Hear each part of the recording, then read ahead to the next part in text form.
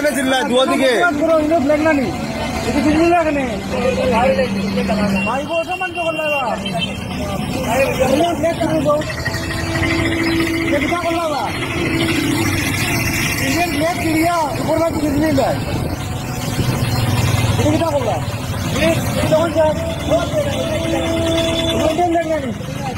ইন্ডিয়ার ব্রেক তুমি দুয়া বাজু তুমি গুল্লা কেনে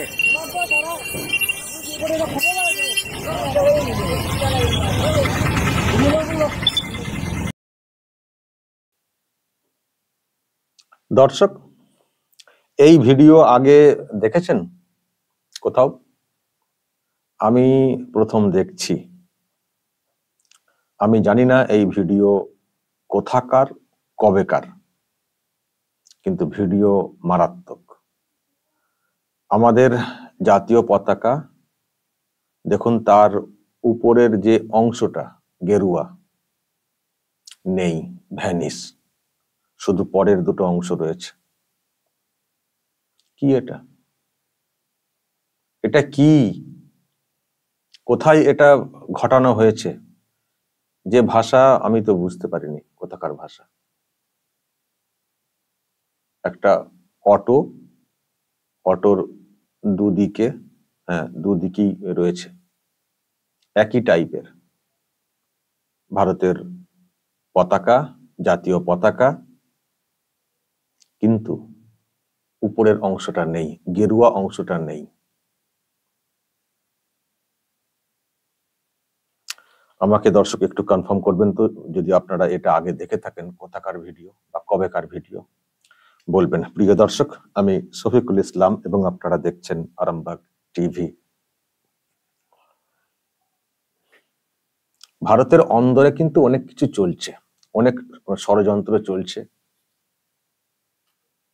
এবং যেটা করা হচ্ছে ইদানিং কালে বাংলাদেশ থেকে, পাকিস্তান থেকেও অনেক কিছু হয়েছে, তারাও তাদের মতো করে হয়তো করছে, কিন্তু ইদানিং কালে বাংলাদেশ থেকে অনেক কিছু করার চেষ্টা হচ্ছে।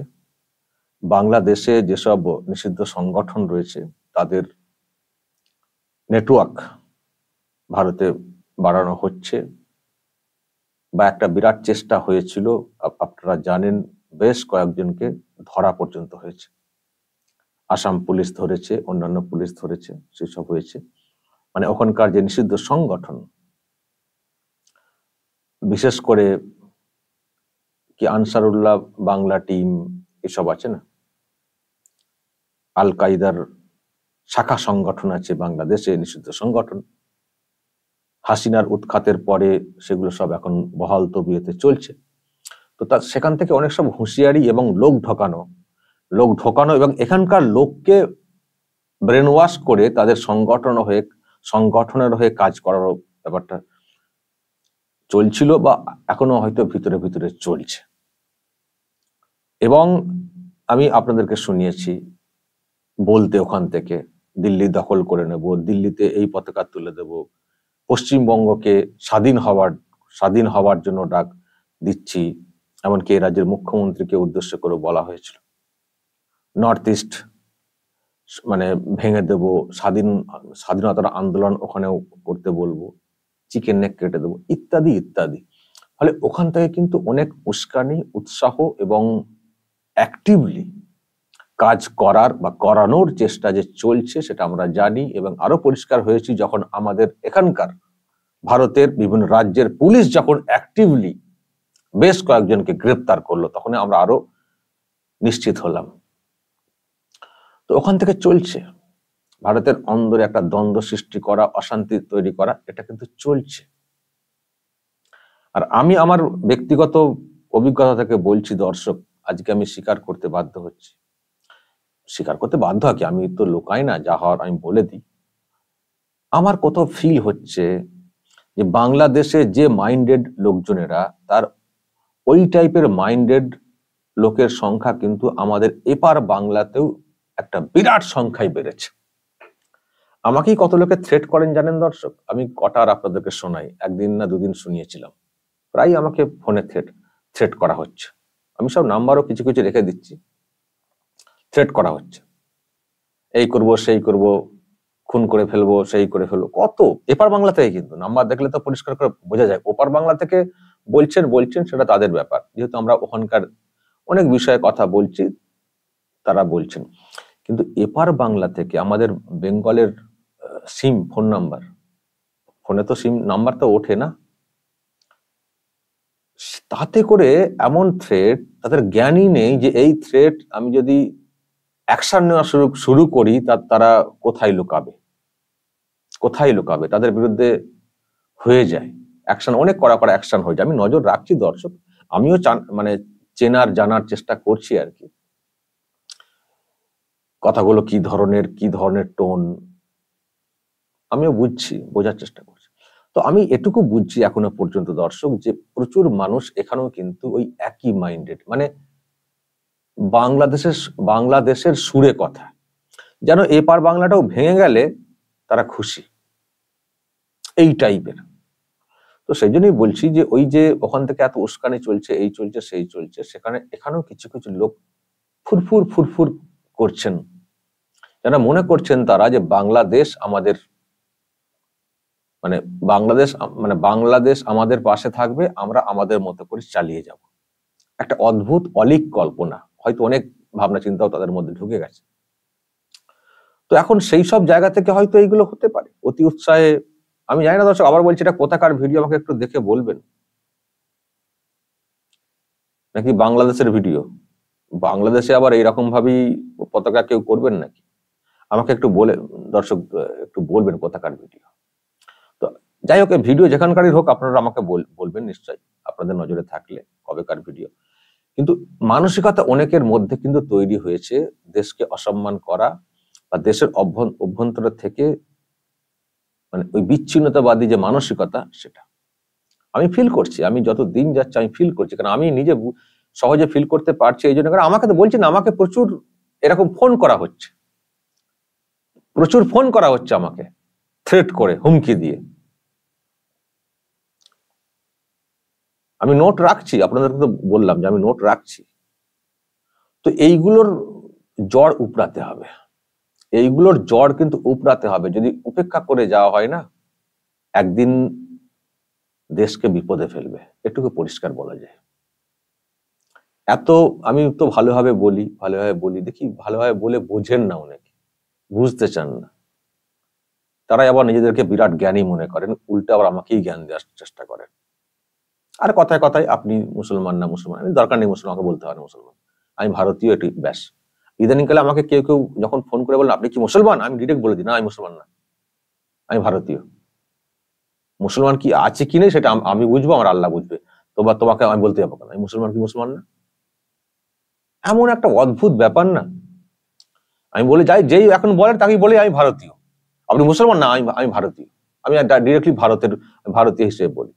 যাই হোক দর্শক, তো এই আর কি, বলে টলে হচ্ছে না, বুঝছে না। আমি বেশি খুব ঠান্ডা মাথায় বলতে চাই, দেশটা সবার আগে, ধর্ম পরে, ধর্ম হচ্ছে ভিতরের। আপনি বাড়িতে বসে নামাজ পড়বেন, আপনার ধর্ম পালন হয়ে যাবে, ওটাকে সামনে এনে দেশকে ছোট করবেন না।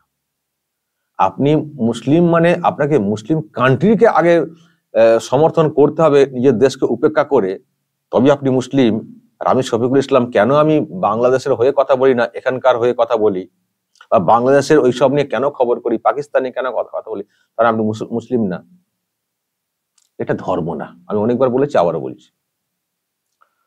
তো যাই হোক,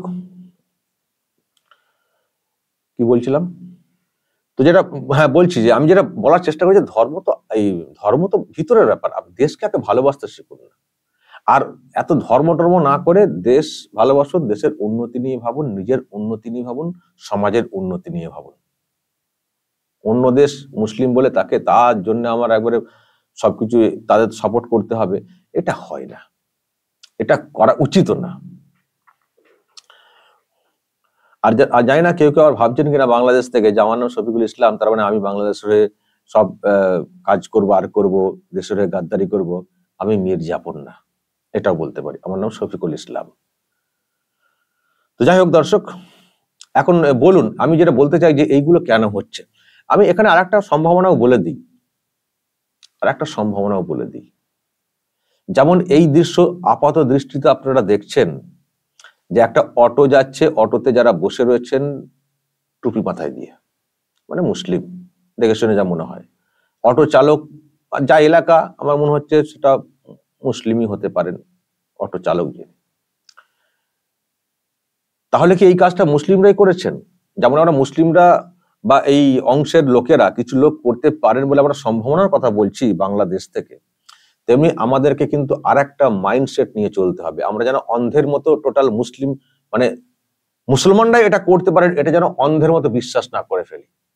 যেমন একটা বিশ্বাস আপনাদের মনে হবে যে এটা নিশ্চয়ই কেউ না কেউ, মানে মুসলমানরাই এরকম করছেন, তারাই দেশের পতাকাকে এরকম করেছে গেরুয়াকে উপেক্ষা করে। এটা একটা সম্ভাবনা, কিন্তু দ্বিতীয় সম্ভাবনাও ভাবতে হবে যে এর পেছনে আবার কোনো চক্রান্ত নেই তো। যে প্রশ্ন সহজে উঠবে সেই প্রশ্ন সহজে ওঠানোর জন্য কোনো অংশের তরফ থেকে আবার চক্রান্ত করা হয়নি তো, যে অটোটা কোথাও ছিল লাগিয়ে দেওয়া হয়েছে, চালক দেখেননি, চলে এসছেন, হয়তো তো বোঝেনও না, ওই তো সব জানেন তো, হয়তো সবকিছু বোঝেনও না, লক্ষ্য করেননি, যিনি লক্ষ্য করছেন তার তিনি বুঝলেন, আবার লক্ষ্য যিনি করেছেন, যারা করেছেন তারা আবার কারা সেটাও দেখতে হবে, দেখতে হবে। এটা ভিডিও করার জন্য আবার এরকম কিছু করা হয়েছে কিনা, ভিডিওটা করার জন্য এরকম কিছু করা হয়েছে কিনা, ইচ্ছে করে এটাকে ভাইরাল করার জন্য, অ্যাঙ্গেল কিন্তু সেটাও কিন্তু ভাবতে হবে।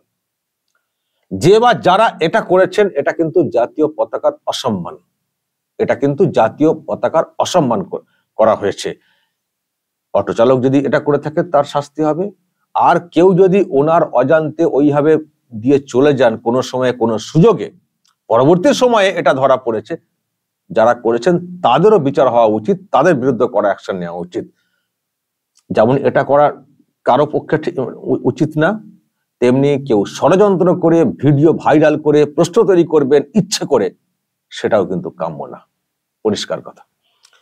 দর্শক বলবেন যা বলার, আর যদি আপনারা এই নিয়ে জেনে থাকেন, যদি এলাকার লোক আপনারা কেউ হয়ে থাকেন, এই ভিডিও সামনে আসার পরে ওখানে কি আপনারা জেনেছেন তথ্য, সেটাও বলবেন, যা বলার বলবেন, কমেন্ট বক্সে। নজর রাখবেন আরামবাগ টিভিতে।